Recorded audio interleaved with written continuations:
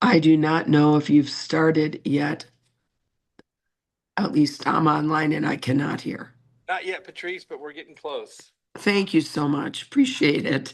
Probably seconds until we call the meeting to order. Jonathan, you should have said we're over. Oh, that's right. It's over.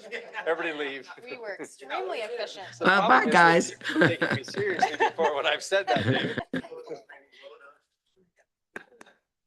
It is now 9 a.m. I'd like to call this meeting of the WIFA board with a roll call for members' attendance. I did hear that the recording had started, so we don't need to confirm that. David Beckham. Present. Ted Cook. Here. Buchanan Davis. Present. Patrice Horseman. Present. Drew John. Here. Pete Kim. Here. Donna Michaels. Tim Tamure. Here. And Jonathan. Thank you, Tim. And Jonathan Lyons. Quorum is confirmed. I'm now calling the non-voting members. Elizabeth Alvarado Thorson. Nola Barnes here as a delegate for Elizabeth Thorson. Thank you, Nola. Tom Bushatsky. Lainey Meeker present for Director Bushatsky. Thank you. Gail Griffin.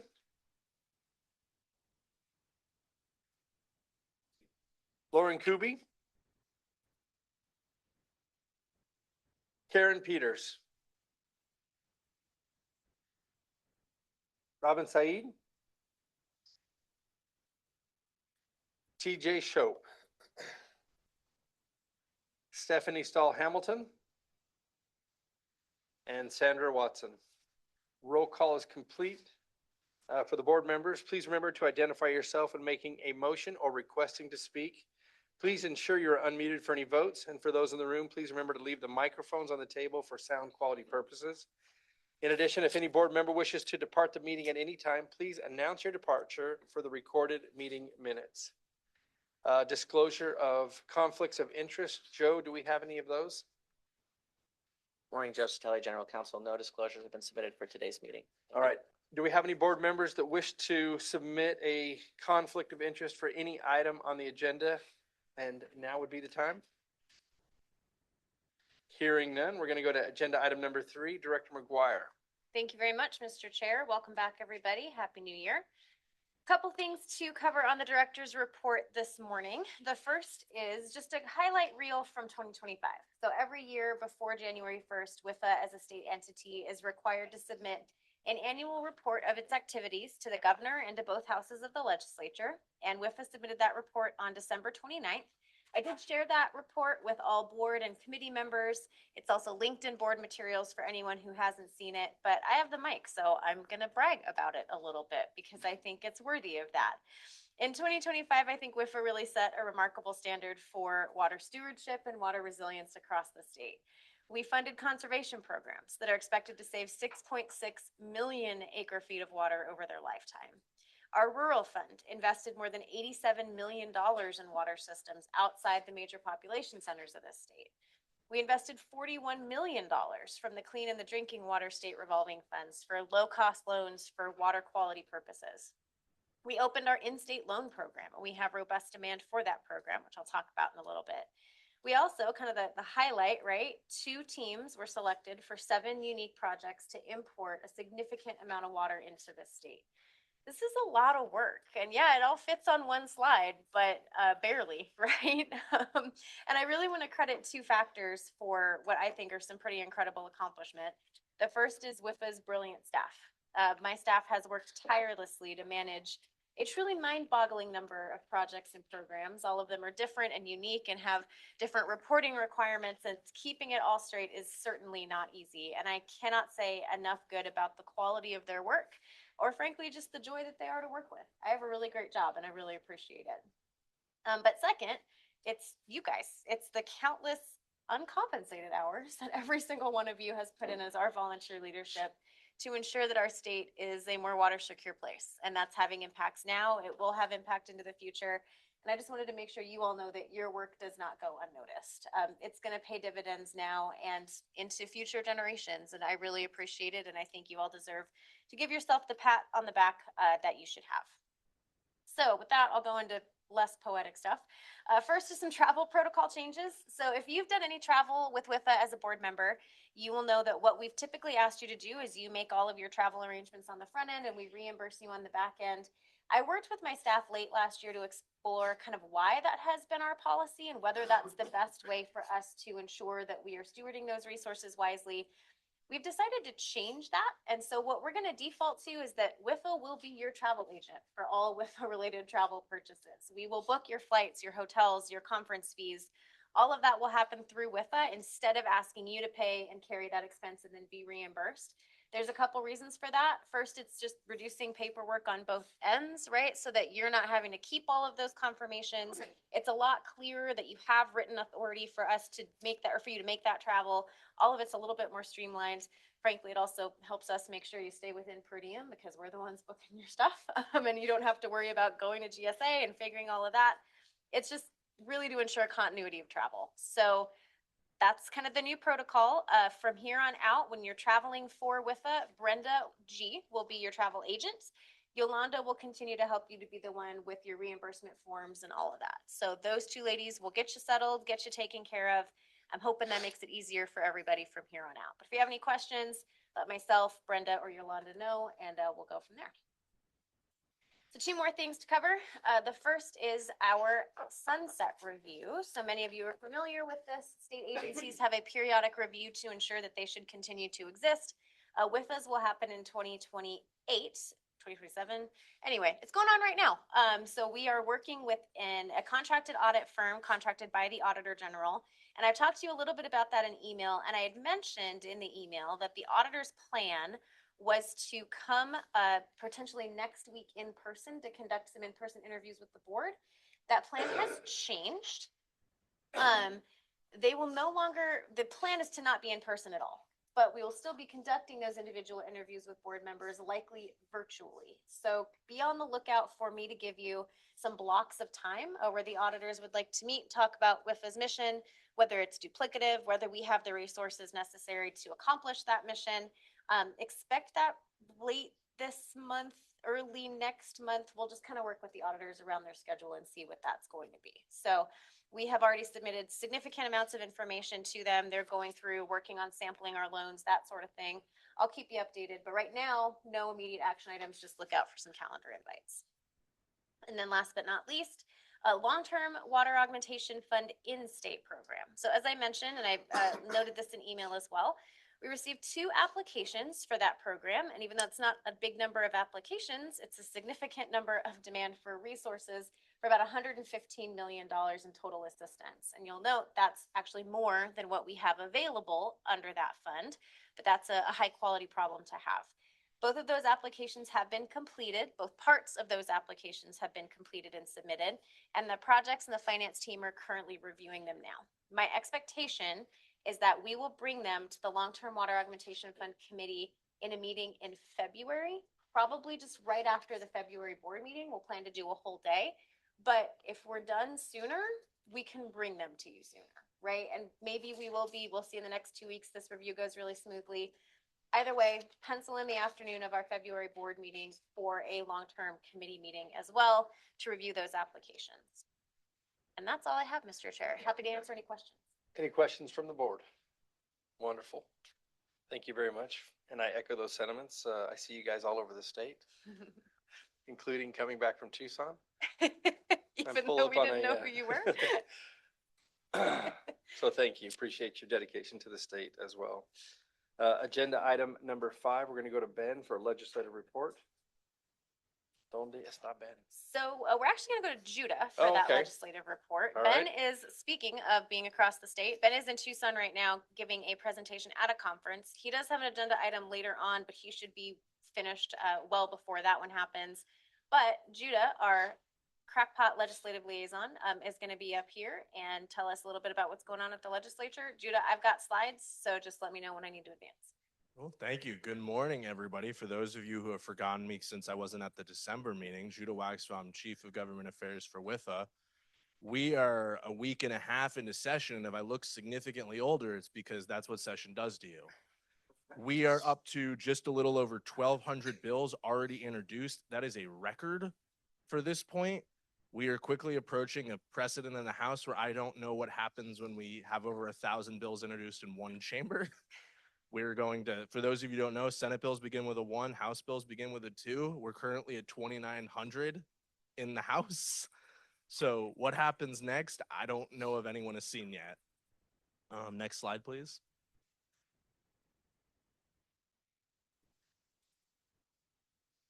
Legislation of note. So for those of you who have been following the government affairs section of the weekly update or the legislative tracker we have implemented this session, these are 5 of the bills I think are the most impactful to WIFA right now. The top 3 cleared the House Natural Resources Committee yesterday. We were there neutral and testified on all 3 of them to provide context to how these bills interact with the agency. The top 2 impact the Water Conservation Grant Fund. The top one puts in the statute what we essentially already do for applicants. It's going to require multi-county water district customers, so essentially CAP customers, to disclose how much water they're going to save in an application, what source that water comes from, and a plan for the savings. If that sounds familiar, it's because we already do that in agency policy. The only difference would be now asking for a plan for the saved water in writing. The 2030 Conservation Grant Fund Education, that one would remove education and research from the eligible list of projects that the Conservation Grant Fund could fund. I will note, out of the 3 that passed yesterday, that was the only one that was a party line vote, with the majority in support and the minority party in opposition. And then 2096, for those in the loop about some of the work we've done with Gila County and other counties around the state, we're trying to give them access to the state SRFs. We have run into a bit of an issue that can only happen with attorneys, where statute says we can loan to counties, but there's nothing in statute that says counties can take the loans. So in order to clarify that, of course, if we could issue the loans, they can accept the loans. This bill has been introduced to allow counties to enter loans through our SRFs, but specifically for cesspool remediation, because that is what the County Supervisor Association decided would be the biggest bang for their buck and narrow enough that they felt comfortable with. The last 2 have not reached committee yet, but when I saw House Bill 2519, I couldn't not bring it up. This bill would give $100 million to the Water Conservation Grant Fund. That's from Representative Stahl-Hamilton. Obviously, that'll be a budget discussion, but when I see something like that, I just want to shout it out. So thank you to Representative Stahl-Hamilton for thinking about us with that one. And then the last one, 2650, that one would just create a rain harvesting program within the Conservation Grant Fund. And with that, next slide, please. So what are we doing? In the last nearly 2 weeks since session has started, we have met with a lot of members already. Director McGuire has presented in both the House and the Senate on what WIFA is doing, our augmentation process, and next steps. I am currently in the process of tracking all legislation as it is introduced, going to committee hearings, testifying. We are meeting with stakeholders. We are having regular conversations with others in the water community, so we're all on the same page about how these bills impact us. And we are forwarding the legislative agenda this board approved in December. So a part of that is Senator Dunn has agreed to move forward a piece of legislation to amend the water supply development loan cap. That is something we discussed in our legislative agenda. So currently that cap is set at $2 million for grants, $3 million for loans for that fund. This legislation would remove the loan cap. There would still be a $2 million loan cap for grants, but we would be able to loan whatever a borrower could get debt authorizations for and what we would be comfortable with as a financial institution. With that, next slide, please. Staying informed. So over the interim, Ben and I had promised we were going to significantly ramp up our communications with the board on what our government affairs department has been doing. And if you have gotten tired of seeing emails with my name on it, that was the goal. So we have started sending out legislative memos to board members when something truly meaningful happens down at the Capitol. We have put together a legislative tracker that you should all have access to in your board book. And there is now a much more robust government affairs section to the weekly update email that goes out to all of you. So please look at it. We would like all of you to have an idea of what we're doing down at the Capitol. You all have my contact information. If any of you are like me and you're up night reading a bill and you just really want to know what it does, I'm happy to talk about it with you.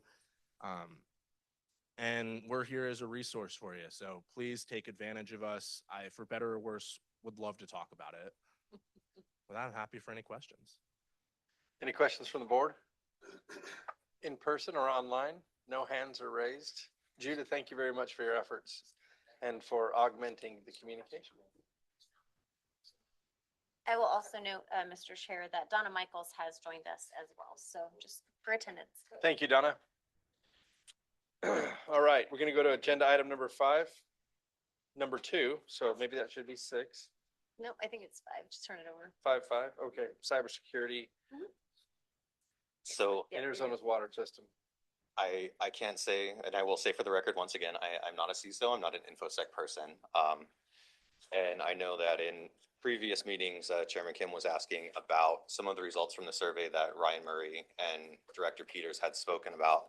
They did share some results. We are still kind of getting, I think this data is old, so we are in need of an update.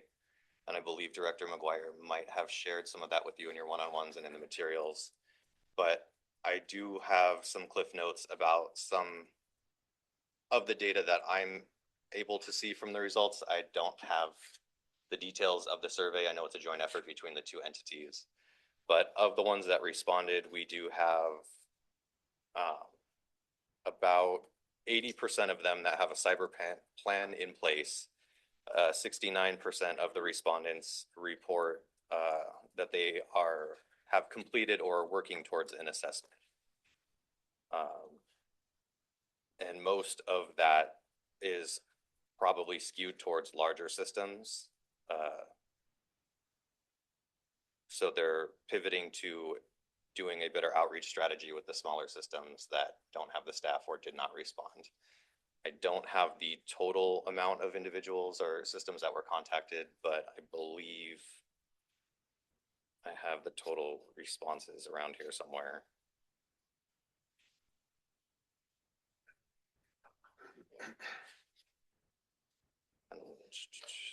So their next steps are to revise the scope. They want to include wastewater systems. They're doing some outreach with a rack card for the individuals that do any kind of IT infrastructure stuff. And they'll be gauging the effectiveness of that rack card, response plan templates that they've worked up with the EPA's emergency response plan. And they are doing some partner coordination with DEF CON Franklin and are focusing on systems with over 3,300 connections that responded to the original survey. And the total response that we had in that survey result was about 114. All right, I think Pete has a couple questions, Garrett. So. Really more in the way of comments, I would say, if that's all right, Mr. Chair. Yes, absolutely. So I've been the guy who's been bringing this up for the last, I don't know, year or so. And for those of you that aren't kind of up to speed on this, effectively, we have been thrust into a world in which a lot of stuff are run by computers and a lot of really important things are run by computers, including things like electricity and water. The state of the water infrastructure and the cybersecurity of that is unclear to me, but it doesn't look good. We had the Chief Information Security Officer of Arizona come in, and he couldn't answer the question, what percentage of our water is already compromised by foreign state actors? And that's a fair answer, to be honest, because if he knew about it, he'd have to go fix it, right? So, but then I asked him the question, what percentage of the water do you think or estimate might be compromised already? And the answer was shocking. It was, if I recall correctly, it was 1/3 to 1/2 of the water in the state is already compromised by foreign state actors or whatever, which is kind of terrifying if you think about it. And in interim, we've had a couple of other things. The UN just declared global water bankruptcy. So this stuff's kind of important, the stuff that we do. You know, obviously the events in Venezuela and other places showed the importance of cyber tactics when you're kind of moving into these types of places. All I'm saying is that these are the types of things that you want to kind of get a good hold on. And I don't know where it falls on the general list of stuff, because there's never enough money to fund everything. On the other hand, I don't want to be in a place where, you know, something bad happens and we never even looked at this question, which is why I keep bringing it up. Garrett, I appreciate that you went and bird dogged, you know, those types of survey results. I didn't understand exactly what that meant, and I'm not sure anybody really did, other than to say that, like, it doesn't seem like enough is being done on this front. And I'm just going to point that out a couple of times, and I'm getting as tired of hearing my voice talk about this as I'm sure you all are, but I do think it's important, and so that's why I keep bringing it up. Chelsea, one of the questions that I had asked, right, was what can we do to actually help with this as opposed to just ask questions a bunch of times? I don't know what the answer to that is, and I'm not expecting an answer to that today, but I do hope that that answer is being worked on, because I do think it's important, and that's why, you know, this entire line of questioning continues. So with that, Mr. Chairman, thank you. Thank you very much, Pete. You want to comment on any of that? Sure, I'm happy to. And I think the answer to, you know, what can WIFA do goes back to the answer of what is WIFA's product, and that's money. It's financing. We absolutely have eligibility for cybersecurity programs, especially in the state revolving funds. I think there's an argument for sure that we could find that kind of eligibility in some of our other funds as well.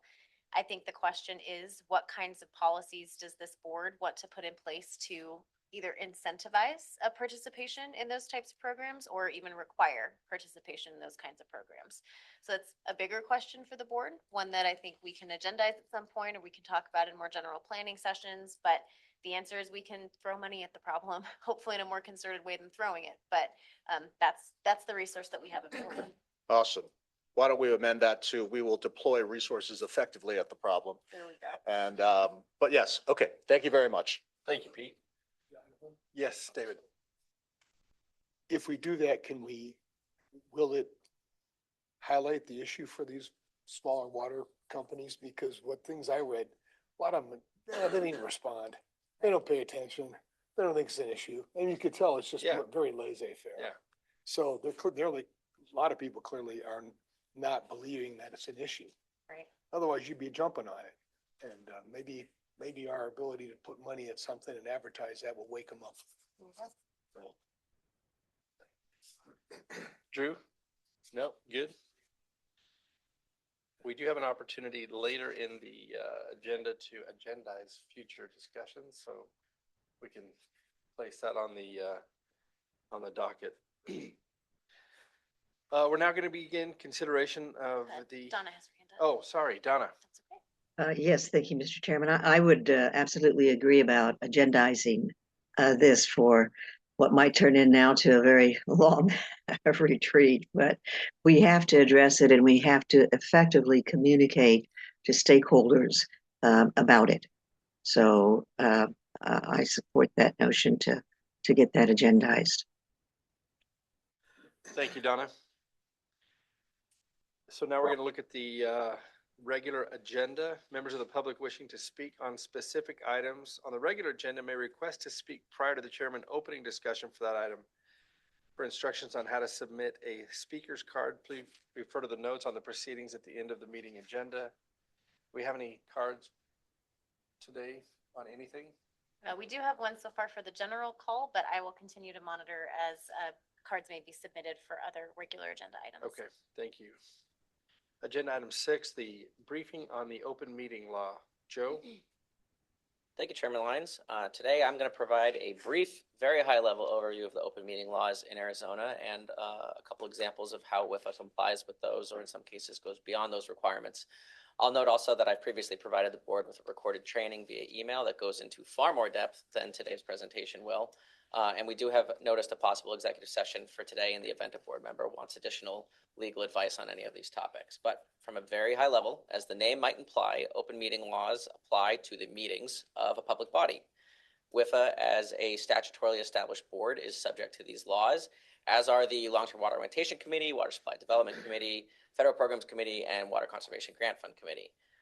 A meeting is defined as any gathering in person or through technological devices of a quorum of the members of the public body at which they discuss, propose, or take legal action. It includes deliberations by a quorum with respect to that action. So long-winded way of everything on your agenda, everything that's reasonably related to your agenda, and as long as there's a majority of you, whether in person or online, which we have today.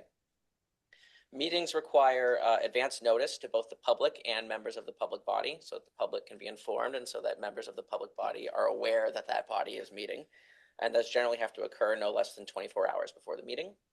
Public body also has to provide an agenda for that meeting. So WIFA currently posts notice and an agenda for every meeting online, as well as physically at the A2A building.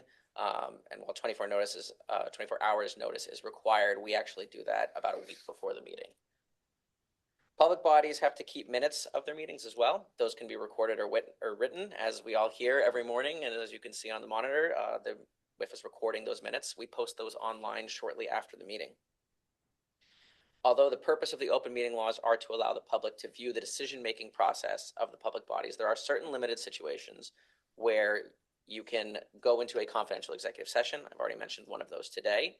Those situations are laid out in statute and can include topics such as contract negotiation, legal advice, personnel reviews, among others. A major caveat to the executive session exception is that all legal action of the public body has to occur in public. So while public body can enter executive session to have a conversation, you have to return to open session before holding a vote or formally deciding on a course of action that binds the body. Now, one final note on public participation. We wanted to do this today so that the public's informed, but also so that the members of the board are informed on how exactly WIFA does invite the public to participate. Public bodies can include a call to the public as part of their meetings, but are not required to do so. Should a public body include a call to the public, members of the public body may not discuss or take action on matters raised during that call that are not specifically identified on the agenda. Essentially, the general call to the public is that, a general call. A member of the public can address this body on anything they want, regardless of whether or not it is agendized. However, you, as members of the board, are restricted in those circumstances to non-agendized items.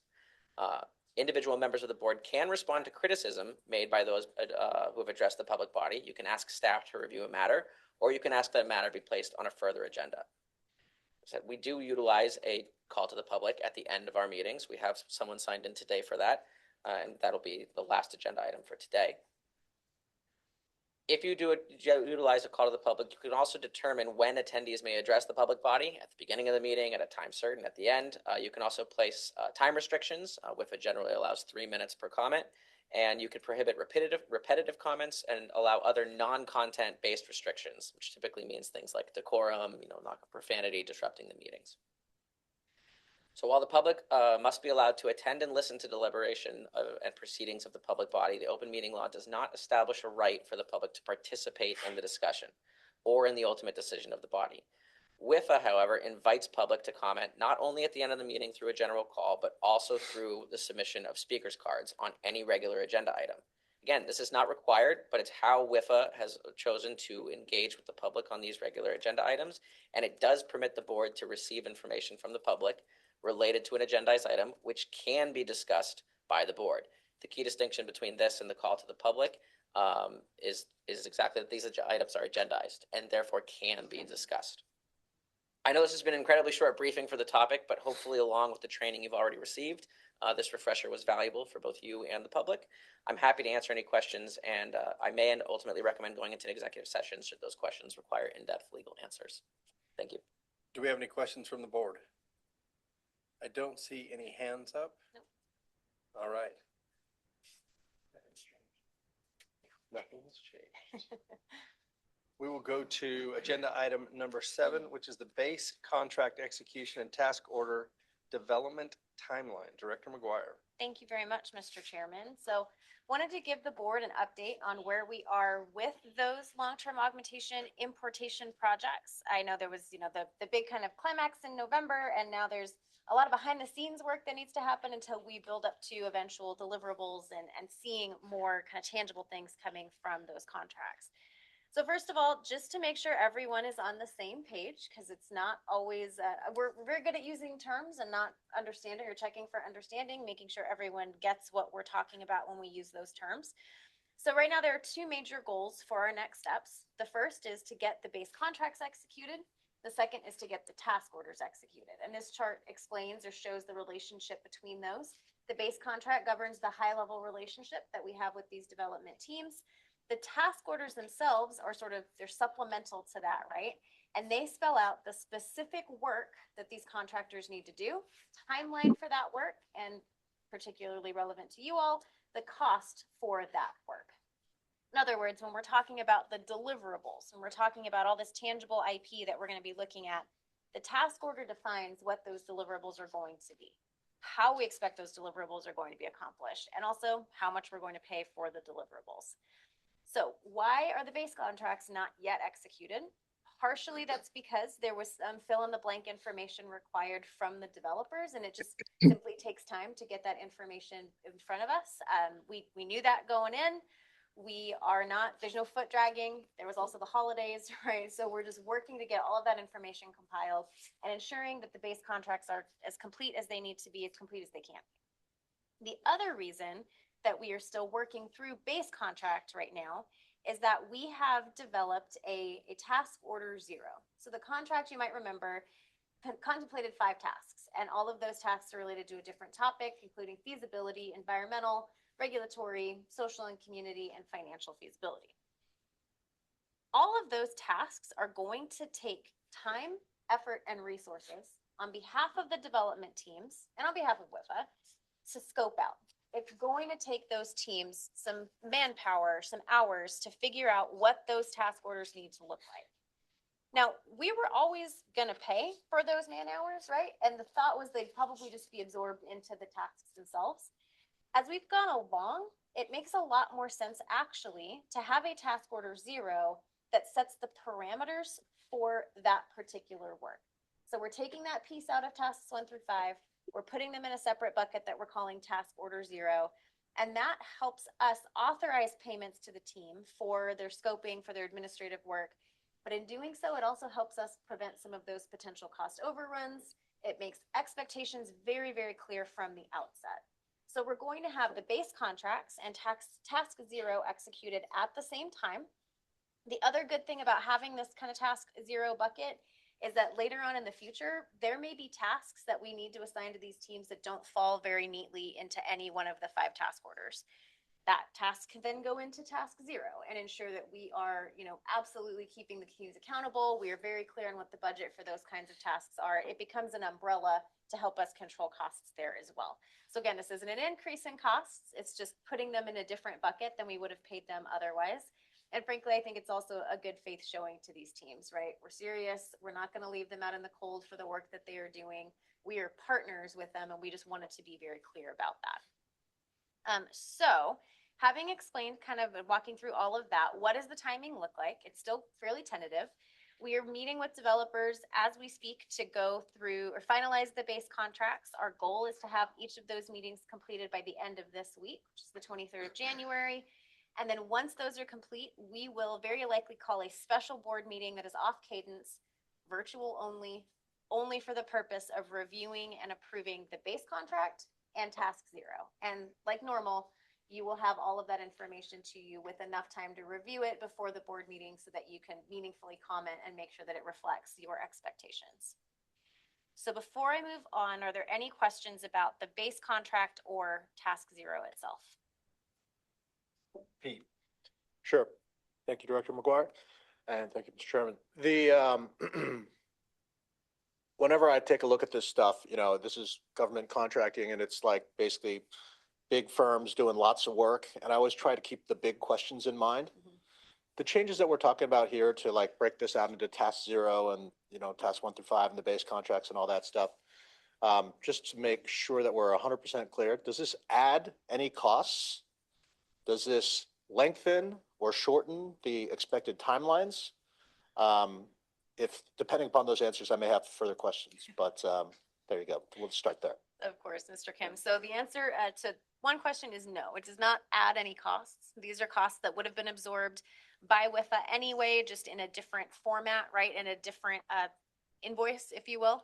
And then in terms of adding time, I think it has added time to complete the base contract. It will not add time overall for this process. In fact, it could save us significant time as we go forward with, again, as we talked about, an umbrella task, right? If there's something that doesn't fit neatly into anything else, we would have to craft a task order potentially later on. Now we've got one we can just slot it into. Got it. So then, in the past, when I've done things like this, there's always a little bit of an air of, really? When we're talking about the plan to create the plan to create the plan? Yep. Right? That being said, there's a reason why people do that. It's actually sometimes very helpful to create the plan to create the plan. That being said, I just want to make sure that that's what we're talking about here. This is not a fundamental change. This is really just housekeeping in order to make sure that things run smoothly. Is that correct? That's exactly right. All right. Are there any questions online? All right. Well, perfect segue of the plan to complete the plan. So early on, we had committed to this board when we're talking about task orders that you all will have the opportunity to review and approve all of these task orders, just like you review and approve any other expenditure that WIFA makes, right? Staff can't unilaterally enter into a task order because it means spending money. And so each task order is going to require discussion and negotiation among you all, but also with the developer teams too, right? Because they care very deeply about what's in these task orders, what the not to exceed amounts are, etc. So today I'm just going to outline what the order of operations will look like in developing those task orders, because we want you to have an idea of that. These will be brought to you later on in the spring and we'll keep you up to date as we go. But here's kind of what that flow chart looks like. So first, staff's going to draft the plan for the plan. It's the outline or the scope of work for the task order. Very broad. These are the contours of work, the contours of the deliverables that WIFA wants to see. Once that's drafted, there will be two bodies who need to review that: the developer and the long-term water augmentation committee. So partially that's because those are going to be parallel review. That's because we want the developer teams not to look at it and go, this is completely off base, and then we have to come back to you entirely. We don't want the committee to look at it and go, this is completely off base, and then we've given the developer something that's unhelpful. That's going to be back and forth. That's going to be a dialogue that helps us make sure that that scope is complete, that it meets expectations, that it's covering all the bases. Now remember, this is the outline. This isn't the details, but we do have to get the outline right first. So the Long-Term Water Augmentation Committee will actually formally approve that task order scope of work in a public meeting, which means there's an opportunity for public comment there. I'll talk a little bit more about that in a bit. So once that scope of work is finalized, the outline will then be sent to the teams in the form of a request for a task order. Here's your outline. You need to fill it out as a team with your work plan for how you're going to do everything we're asking you to do in this scope. Right? Teams fill that out, give us their detailed information, basically what we will hold them accountable to do. So WIFA gets that back, staff's going to look at our internal review, ensure it's consistent with everything we got, consistent with what our expectations were going to be, and then we will bring that task order draft to the board for review and discussion. The rationale there is the committee's already had the opportunity to look at the high-level contours. The board's the one that actually has to approve the task order itself. So we're just going to bring that to the board. The committee can come in again and kind of inform the other board members about what their rationale was, what's here, what's not. But the board will do that final approval of the task order, again, in a public meeting, right? Again, very important with that task order is going to be, what is the not to exceed amount? How much are we going to pay for each of these task orders? What's our negotiating position on those task orders? This is your cost control mechanism, right? So that's going to be really, really critical on these task orders. And then also on the deliverables, is what the teams are offering enough to help you make an informed decision? Does there need to be more or less depending on the information you need from the task, right? So that all of that goes into that. That may require that we go back and forth with the developer a few times, right? There's no expectation necessarily that You will approve this task order the first time you see it. There's an opportunity, if we need to do that negotiation, to do that negotiation. We want to get it right. We don't want to do it fast at the expense of quality or accuracy. But the other thing I'll note, this last box, task orders, of course, we want them to be stable. We want them to be predictable, but they're not completely static. As we're going forward, if amendments to the task orders need to happen, amendments can happen. And again, that will go straight to the board for amending in that discussion. So last thing I note on this slide, in green is all of the places where the public will have the opportunity to comment on the task orders or the task order scopes. This is not the extent of our public engagement. Ben has a whole agenda item on that for you later on today, but it is an important checkpoint for stakeholders to help keep WIFA accountable and make sure we're doing things right. So I know that's a little convoluted. Hopefully the flow chart helps, but what questions do you have about that particular portion? Any questions from the board? Okay, 2 more slides and then I promise I am done. Take all of that I just told you about task orders 1 through 5 and throw it out the window because task order 0 is going to be unique. Again, task order 0, right, is administrative, it's the umbrella. So we will not be going straight to the committee with that task order. It's going to come straight to the board when you approve the base contract. So I just wanted to contrast that so that nobody's surprised. Task order 0 is not going to follow the same cadence as tasks 1 through 5. Again, if task order 0 requires amendments, the board will be presented with those amendments directly. And that is the extent of my remarks, Mr. Chair. Thank you very much. To the board, any questions, comments, concerns? All right. Agenda item number 8. Ben, are you with us? Community engagement for water importation projects. Let me check quickly. He is. Greetings, everyone. Can you hear me? Yes, Ben, you're live. All right. Good morning, members, Mr. Chairman. I apologize for my virtual attendance, but I do want to share some work that we're doing on the external affairs and public engagement portion with respect to WIFA long-term water augmentation projects. We can go to the next slide. This topic is very expansive and we can get bogged down in here and the here and now. The goal here is to kind of lay out the roadmap of where we see engagement externally and with the public. And staff, we've been ruminating over this for the last month or so. So this is a first read. We want to bring these concepts to you and get your feedback on if we're heading in the right direction with respect to this engagement strategy. Next slide. Before we get to the engagement goal, I do want to bring kind of 2 key tenets with what we're operating from with respect to this. First, we're operating from we need an honest assessment of the political and social viability of these projects based on the views of Arizonans and our regional partners. And that process is intended to surface real concerns and levels of acceptance, expectations, and not to validate assumptions.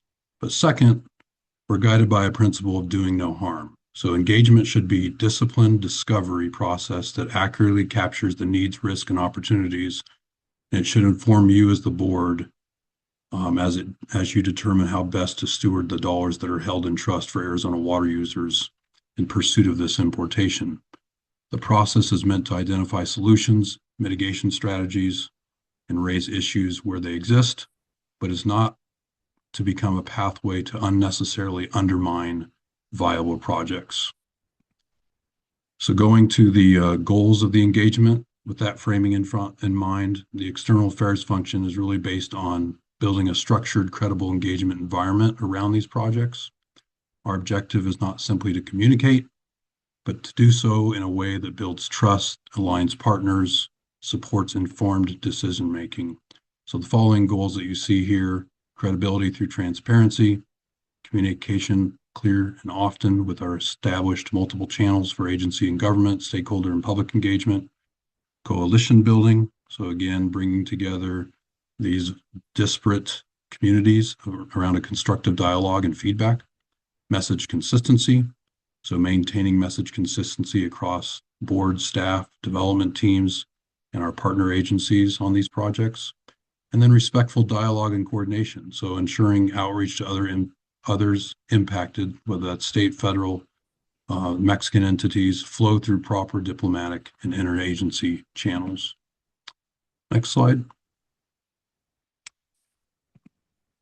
And we'll talk briefly about in-state versus regional engagement. We can go to the next slide. Our engagement approach deliberately distinguishes between in-state community engagement and out-of-state regional partner engagement. Within Arizona, our focus is really on listening and understanding, ensuring communities, water users, local leaders have meaningful opportunities to express needs, concerns, and expectations related to water importation, and make sure these are Arizona-worthy projects. Outside the state, engagement is really oriented towards coordination and alignment. We're trying to focus on regional partners. Again, it has to be a win-win. Their infrastructure, operations, policy decisions, how they intersect with the project. So while these audiences and methods differ, both tracks are really designed, again, to inform the board decision-making, reduce risk, and ensure that potential solutions are evaluated with their full social, political, and regional context. Go to the next slide. Up to this point, I focused on who we're engaging with and the why. But now I want to get into kind of the engagement responsibilities across jurisdictions and how they work between the development team and WIFA. Again, this is not intended to be rigid or static. It's a starting point that will continue to evolve as task orders are scoped, engagement needs mature, and even our partnership with the development teams deepen. An early example of the approach in the initial communication guidance we provided following the board's decision, we provided some comms guidance to our development teams on what their role is, how they should interact with the press and others while we work through this scoping and initial phase. Next slide. So the roles outlined here define kind of the baseline relationship between WIFA and the project development teams for the purpose of engagement and coordination. So WIFA retains responsibility for cross-jurisdictional relationships, stakeholder, public engagement oversight, approval of engagement strategies and materials, and direct engagement with the board. And development teams are responsible for leading project-specific engagement efforts within the parameters of their task orders. So representing their individual projects, developing engagement materials that support project advancement. These distinctions are intended to provide clarity at the outset and establish a disciplined operating framework. Again, with additional refinement occurring as task order scoping evolves and we continue to work together in partnership. As I mentioned, we initially provided the development team's guidance on comms externally following the board's advancement of these projects to phase 2.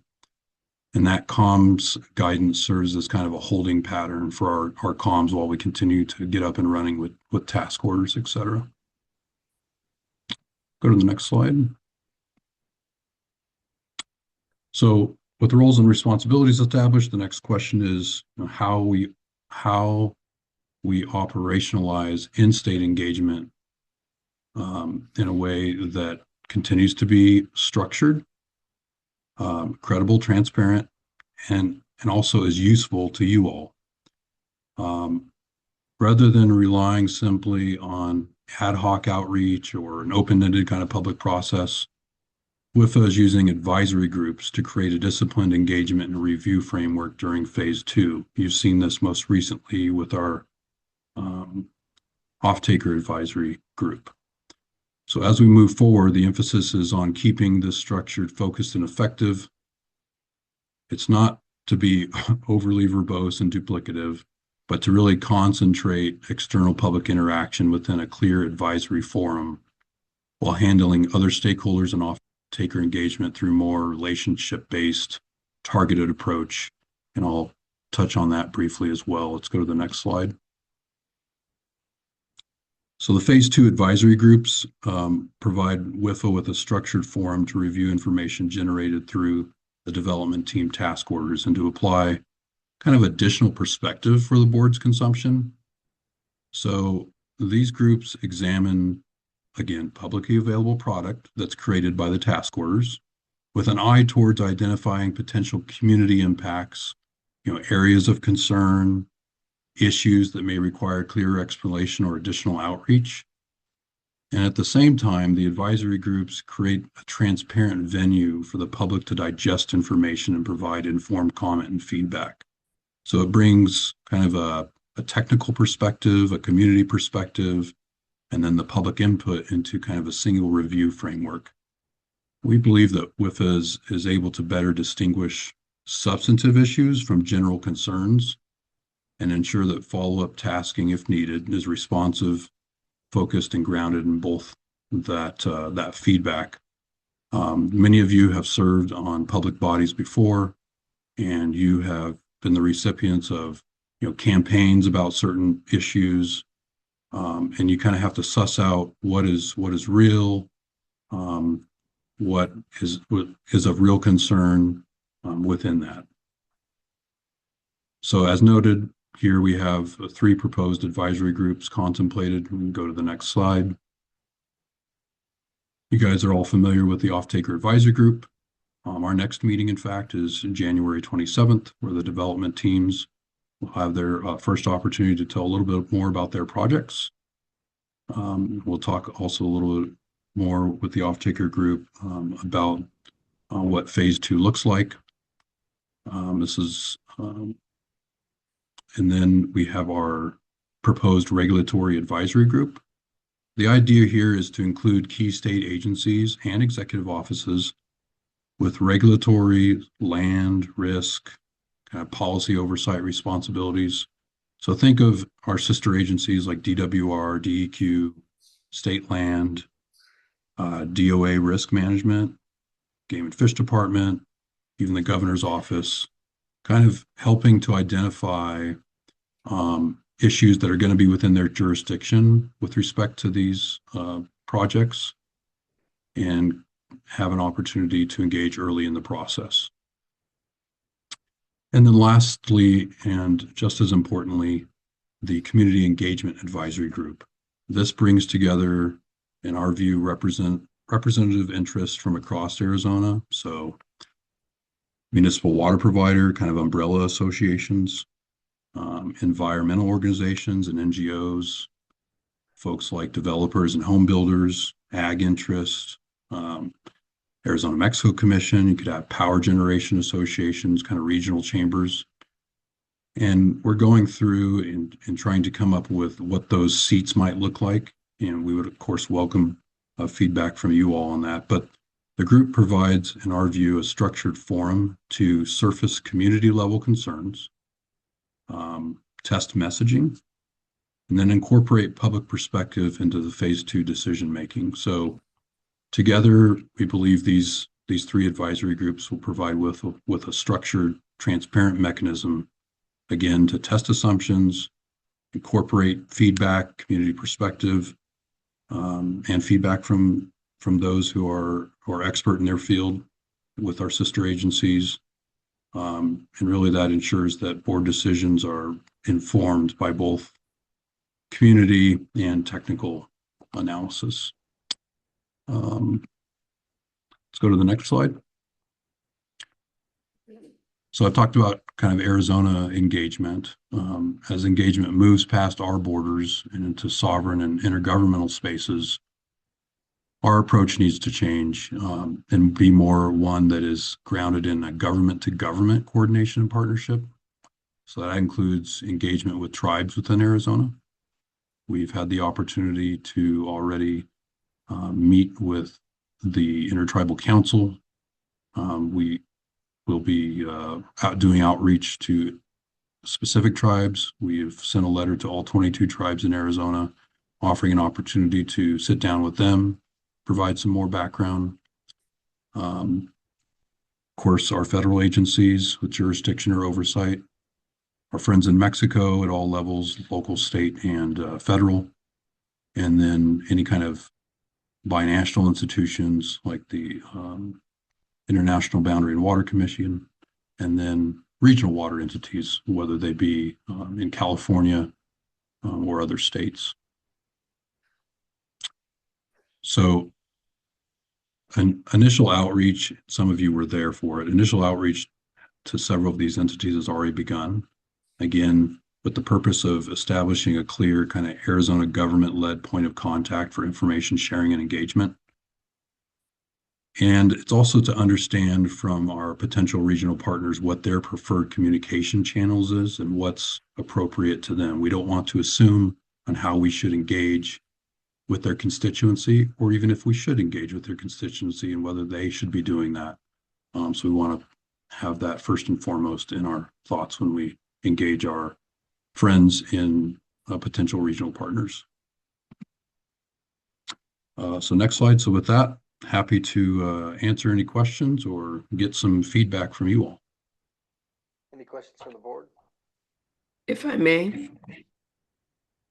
Go ahead, Patrice.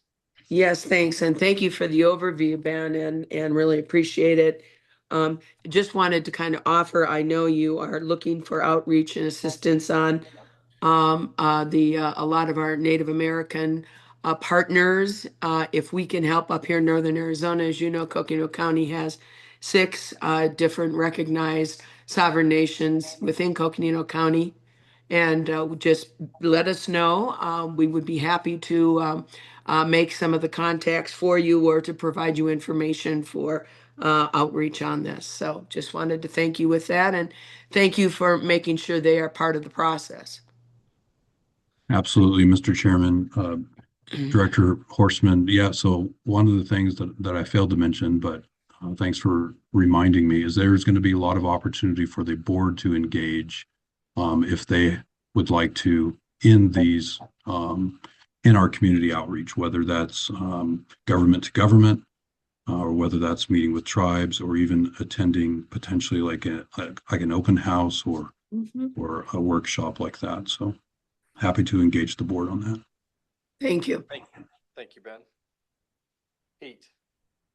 Thank you, Mr. Chairman. Thank you for the comments and the explanation of these plans. I think this is actually very, very important.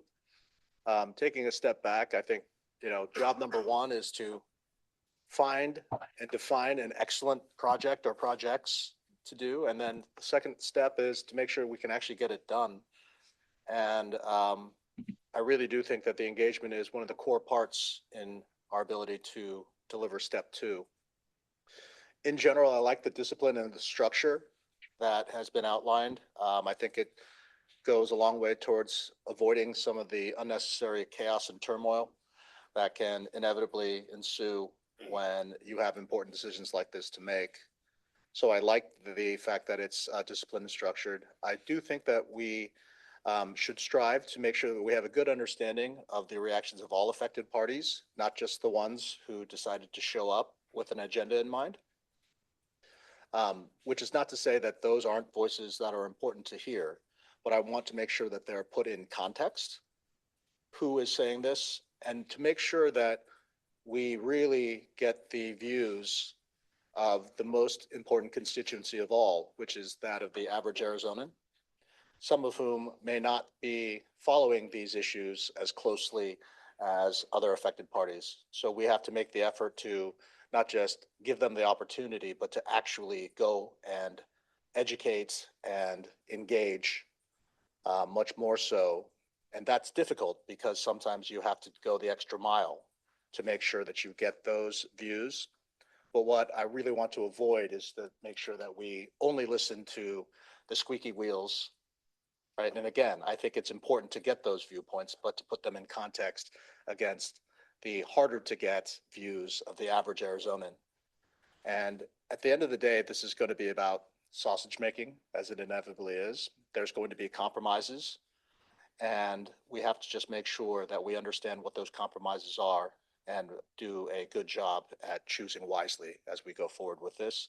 So I really do want to emphasize that the community engagement has to be targeted at the views of the average citizen as opposed to the average interest group that happens to show up very professionally at times with these types of things. So that's the end of my comments. Thank you, Mr. Chairman. Thank you, Pete. Donna. I think that comment was just excellent, and it gives an opportunity perhaps for a town hall setting rather than a presentation to a particular entity or board And so I agree there are probably many avenues, Ben, to get to the people on the street, and they are ever increasingly interested in matters of water. And so I'm sure there's going to be opportunities, or we can help as board members create those opportunities. And secondly, I absolutely agree with what Patrice said. I think we all should be thinking about who, what entities, what nations we can bring to you or introduce if in fact that's necessary, but also be a part of, because that allows for the connective tissue to begin to grow and underpin WIFA. And I think that will help all of us then get the man on the street, if you will, reaching out to us where maybe they wouldn't WIFA if they see us at these meetings and choose to follow up later. So I really like the plan and the discipline of the plan also. It gives us an important roadmap now to follow. Thank you. Thank you, Donna. Do we have any other comments from the board? All right, we will go to agenda item number 9. And Ben, thank you very much for the presentation. Thank you. Denise, consideration of resolution 2026-043 for the authorization, issuance, and sale of long-term water augmentation revenue bonds. Thank you, Mr. Chairman. So we continue to figure out how to do a financing strategy for the long-term water augmentation fund. And just to review, we have our schedule up here. We've made a lot of progress over the last couple of months. So we've received our in-state applications part 1. We've also received our in-state applications part 2, which Chelsea talked about initially. We've also completed a market outreach to potential banks of doing some kind of short-term financing. We've received 4 proposals from reputable banks. And so we're in the process of reviewing those proposals and looking at the terms and conditions. We do have further work to do on those proposals. So more to come on that. We've also done a board study session so that everyone is technically advised on what's contained in our financial plan. So going forward, today we're asking for board authorization for a bond resolution so we can continue to further enter into agreements with one or more of the proposed bank industry or entities. And then we plan on finalizing those we're hoping to close on that by the end of February. It's a very aggressive schedule, but we're still going to hold to those dates. We're also going to be working very closely with Lindsay's shop on what our in-state loan program applications look like. So we've got some work to do there, but I think it's all coming together and we're marching forward with the schedule. So next slide. I also just think it's important to refresh the board on some of the components of this financial plan. So again, the whole purpose is to support financial assistance for an in-state loan program and also to provide, I'm calling it a guarantee for long-term water augmentation projects, which right now we have as the base contracts. And I think it's important to have those base contracts in place so that we can finalize this financing plan.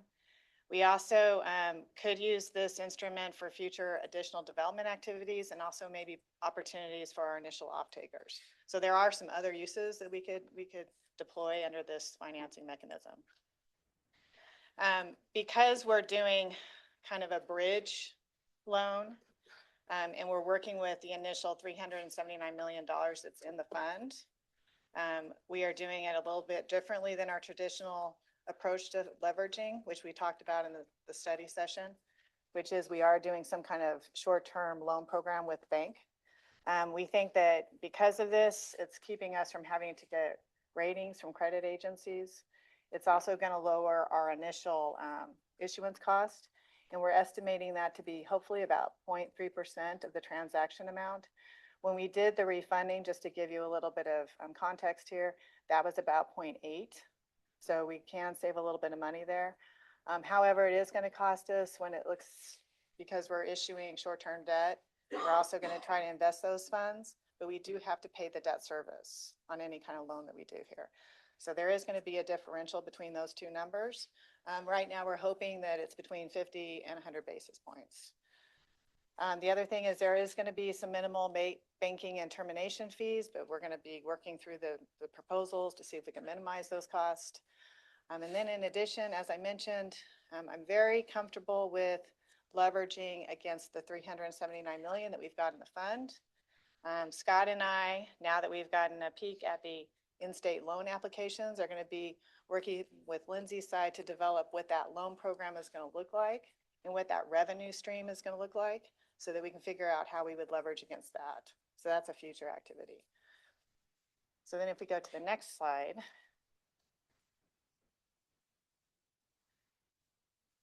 In your packets, we do have a resolution. The resolution is for $375 million. We do have Pedro Miranda and Jennifer Cosper from Squire Patton Boggs, and I'll ask them to come up to the podium in case there's questions. They drafted this resolution, but I'll go ahead and go over some main points that is contained in the document. It's very flexible. We're trying to write this as a long-term document, not just a short-term document.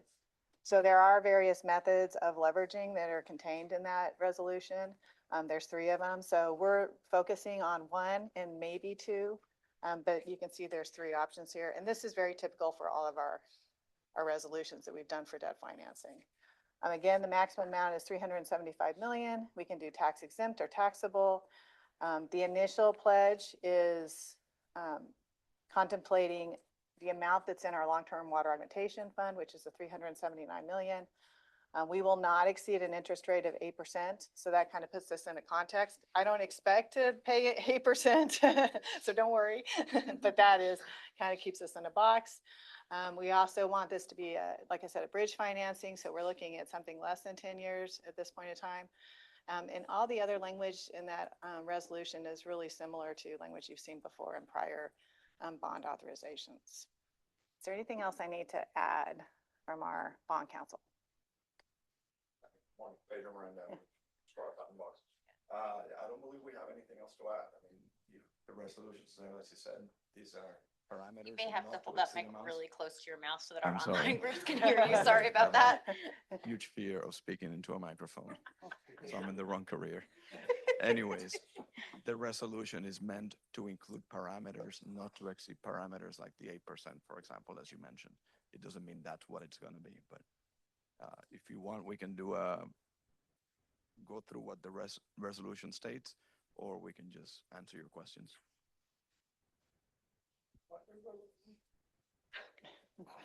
I looked over here too. Oh, okay. Pete, would you like to say anything? Yeah. Okay. Just to be clear, we will have an opportunity to look at the specifics of any deal before. All we're doing right now is authorizing the investigation. Is that correct? Or are we saying, yes, you can sign up to this amount?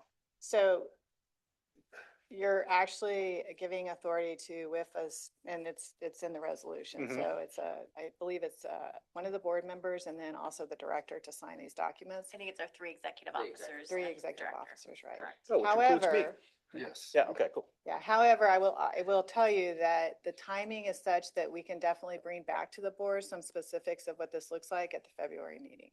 Yeah, I think that would probably be appropriate, just to Yes. make sure that we have one last look before we sign.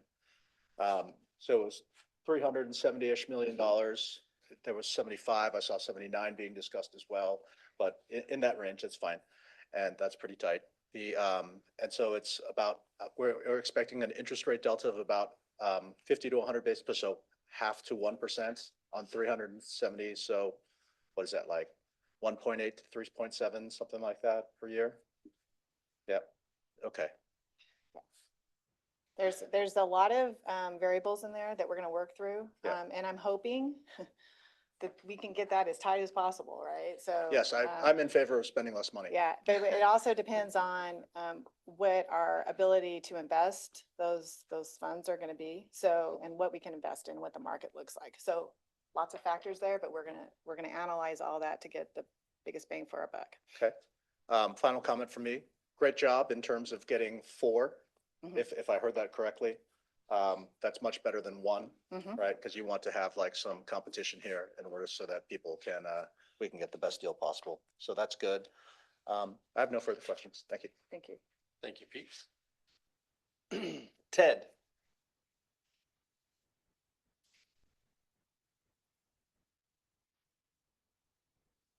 I think you're muted, Ted. Okay, now that I have the first switch turned off, can you hear me? Yes. Okay, good. So I think there are a couple of places where I could make my hopefully brief comments, but I think it has more relevance here and more context here than in the agenda development agenda item that's later. So first of all, I agree with all the other comments that this is some great work. This is a really fast track program here on this bank funding. And I agree with Pete in particular that having four was this is an outstanding outcome from that respect. But it's moving very, very quickly. We have a number of layered activities that are going on in conjunction with this financing, not the least of which is the in-state long-term water augmentation fund activity, where we have now two applicants. And that was a surprise to me in two ways. Number one, the amount, and number two, the size of the amount, and number two, the small number of participants. And I would not be at all surprised that we would have more folks once this news starts to get out saying, you can do that, and have people knocking on our door saying, we would like to do the same type of thing. So point number one is I'm glad that we have here a maximum amount authorized of 375 million, because as I think Denise had mentioned, that the 115 or so in applications for the in-state program was over the 96,000, not only that we have 96 million that we have for that purpose, but also more than the number that was used in the planning when we began to discuss this financing. So we have a little bit of flexibility there, but this is all short term. This funding is short term. It's a bridge, and at some point we'll have to talk about the next funding cycle for the in-state water augmentation program. So where I'm going with all of this is that we need to have a conversation about what happens next. Not to get ahead of ourselves, but to be prepared. What happens if we get another $100 million of requests, either unofficial requests or official requests, because we authorized a new funding cycle on the in-state program, particularly where the credit is concentrated in just a few applicants? That could be somewhat problematic for us. What is the bridge to in those instances as far as going from a borrow and lend type of structure to what's our long-term strategy here for this type of thing? So I think I'll just leave it at that for now. And I won't make the same comment again on the agenda item, but a conversation about that should go on the list. It doesn't need to happen while all of these things are underway and being developed and being reviewed and so forth. But I would say I would appreciate something like that happening, a conversation like that, sometime in the first quarter. So March, I think, would be okay, but we don't need to jump on it right away while we're actually working on this stuff. That's the bridge. Does that make sense? It's very good comments. Thank you. And we will definitely do that. Do you have any other comments from the board? I see no more hands raised. I would entertain a motion for agenda item number 9.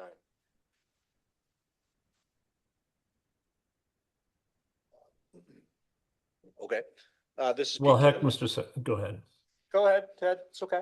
Yeah, I was going to say, I didn't figure out how to unmute it yet. So I would thank you, Mr. Chair, and Mr. Kim, move that the board authorize the resolution or approve resolution 26043 for the authorization, issuance, and sale of long-term water augmentation revenue bonds. This is Pete Kim. I second. Can I amend that?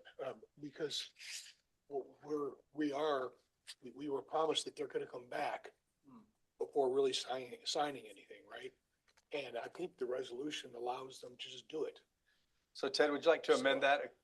Denise, actually, before that amendment happens, can we clarify between Denise and bond counsel exactly what the authorization is?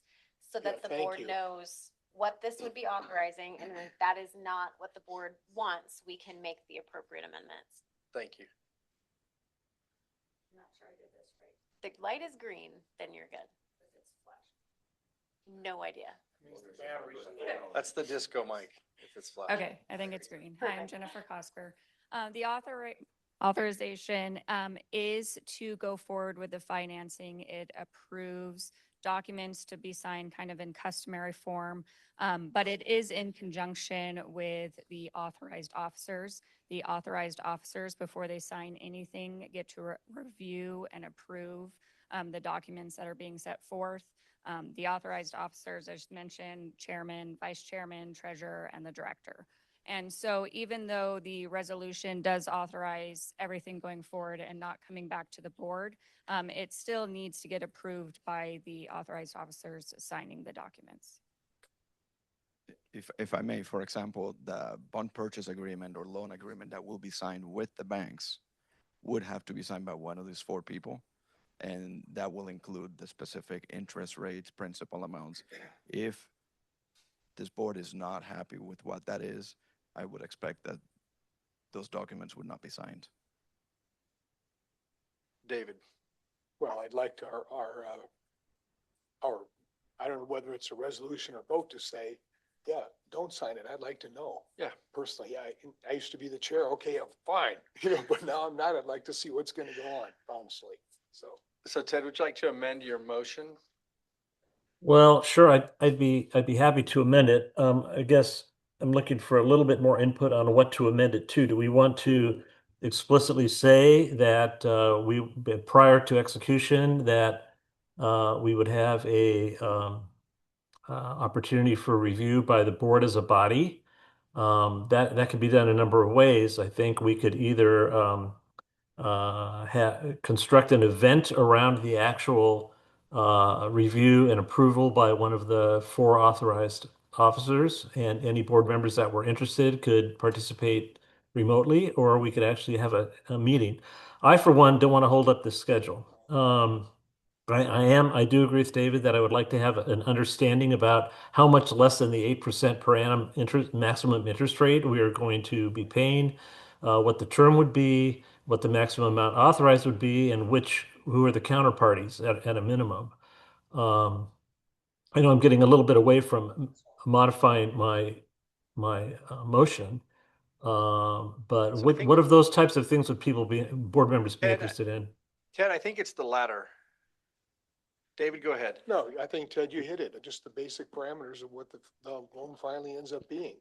And this is an informational Yeah. opportunity, not necessarily a up or down. Approval, right. Yeah, I think that's right. It's So kinda the be authorized. It's nice to be informed before we actually sign.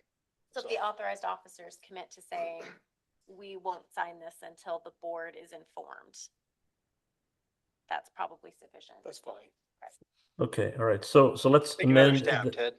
Let's amend the motion then to say that I move that the board approve Resolution 2026-043 for the authorization, issuance, and sale of the long-term water augmentation revenue bonds, with the proviso that the resolution include a commitment that none of the authorized officers approve any agreements without the board being informed about the counterparties, the amount to be lent or borrowed, the interest rate, and the term. Thank you. David, good to go? I'll second that. Okay. We have a motion and a second. Do we have any additional board member discussion?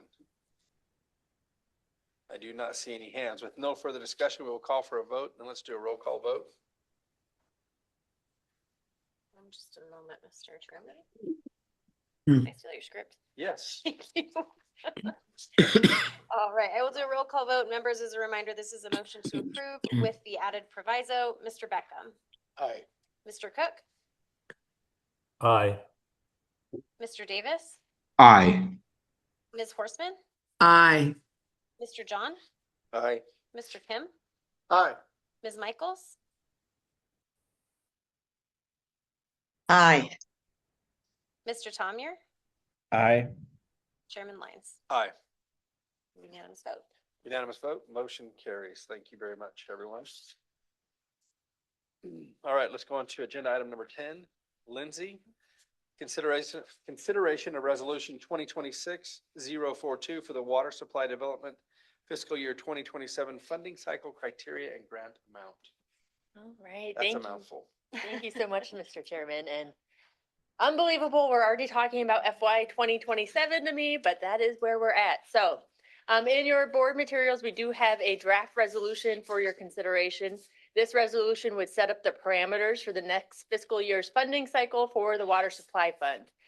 So once this resolution is adopted, the staff will open up the application process and start collecting the project priority list applications for FY 27 and would have a list in July would be the plan to present again for any applications that have been submitted.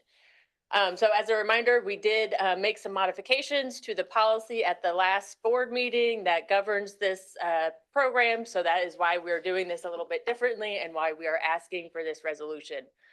Based on the policy, the board needs to determine what amount, if any, would be available in total to provide as grants for the next funding cycle. So that amount could be zero or it could be any amount above zero, but that would be for you to determine in this resolution.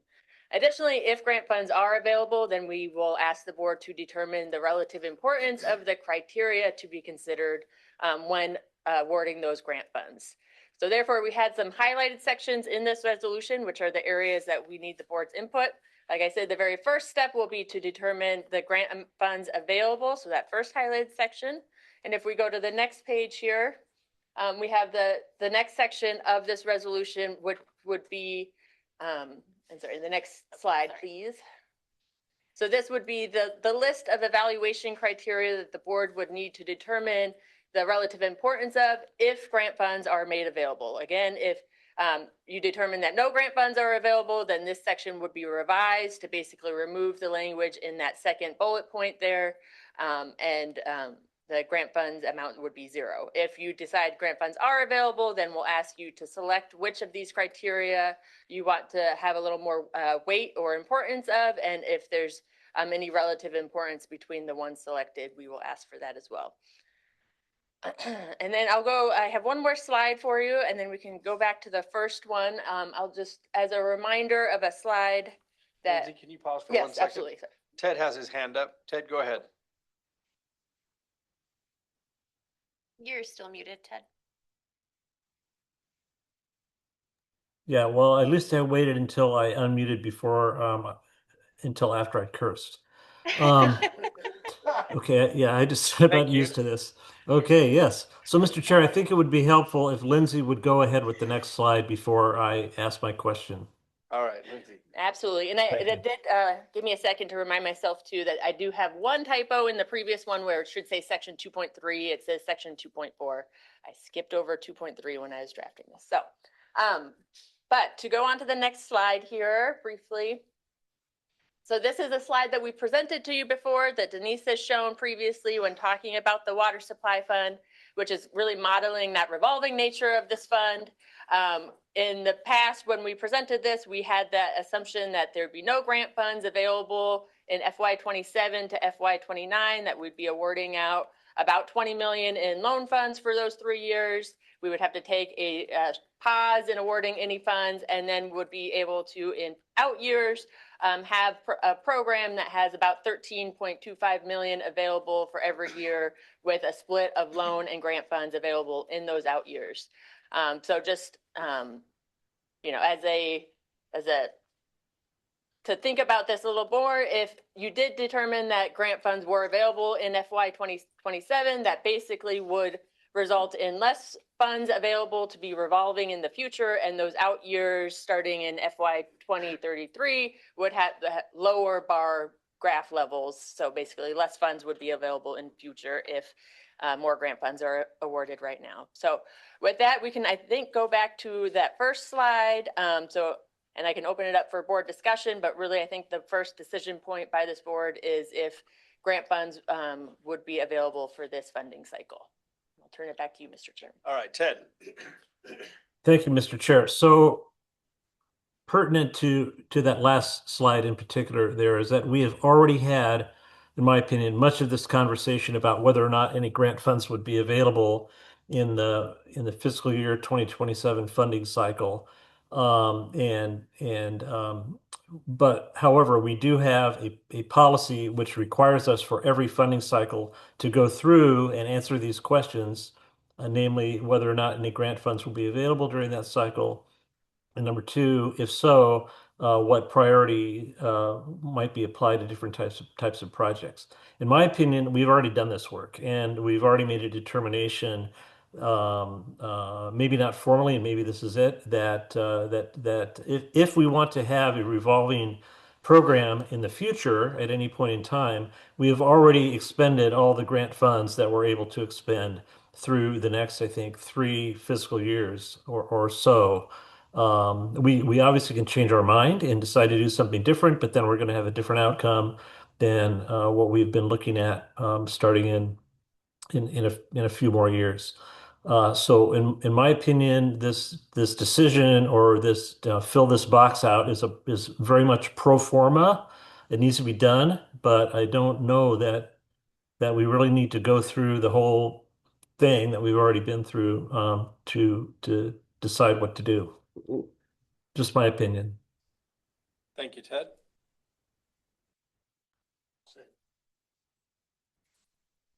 Just clarifications. So what we're talking about right now is the amounts of money that would be available for free, right? These are just grants. And so for people that, are following along, when we do a deal, right, there's the loan, which you have to repay back, and then there's a grant, which you don't. And we're talking about how much money is going to be available in that second bucket, knowing that if we give it away, then we can't loan it again in the future. So it doesn't, quote, revolve. And so to me, it always just helps to get like the big picture straight. So the question that I have is, we're not under any obligation to definitely give away all this stuff. This just gives away, this is the kitty that we have if we want to, quote, sweeten the deal, or, we find things that are particularly compelling for some reason in order to get this done. Let's just use this. But as I'm thinking about this is not a mandate to give this away. This is our leeway, if we will. And if we don't use any of it, then that's still okay. Correct? Absolutely. And that is why we added that second sentence in the resolution, that the board would reserve the right to award less than the full amount. So if you do indicate you want to have some grant amount available, it does not make it required that you do award that full amount. Okay. So then for me, what that says is that gives us flexibility, but not the mandate to have to give it away, which is fine. Okay, thank you. That's all the questions I have. Do we have any additional questions from the board?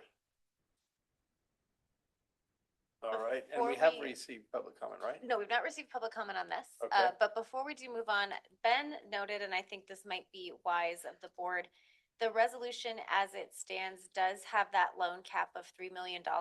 If Senator Dunn's legislation is successful, that $3 million will not be there. So we may want to just, as we move this, if the board chooses to approve it, move with the amendment to say something like not exceed statutory limits or something like that. Okay.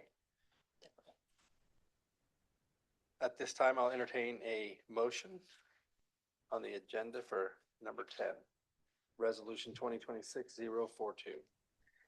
we have a recommended amount to fund the grant fund?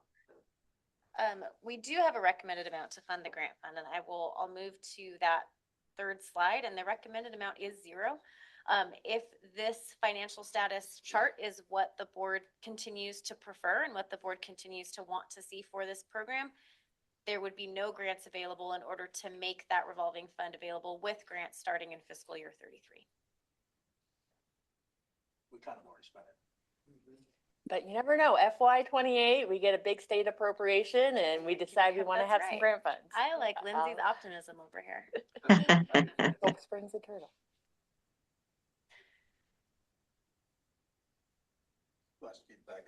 Okay, I'll be the, sorry, I propose Mr. Chairman, we are you approve- looking for a motion now? Well, I propose we approve the resolution with 0 grants. Okay. Yeah. I'll second. We have a motion and a second. Is there any additional board member discussion? I've got a comment, Mr. Chair. Okay, Buchanan?